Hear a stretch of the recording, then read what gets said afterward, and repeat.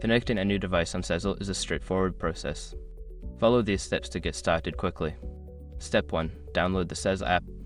Visit your device's app store and search for the Sezzle app. Download and install it on your device. Step 2. Open the app and sign in. Launch the Sezzle app and enter your login credentials. If you don't have an account, you can create one by following the prompts. Step 3. Navigate to device settings. Once logged in, go to the settings menu. Look for the option labeled devices or manage devices to begin the connection process. Step 4. Add new device. Select the option to add a new device. You may need to enter a verification code sent to your registered email or phone number for security purposes. Step 5. Confirm connection. After entering the verification code, confirm the connection.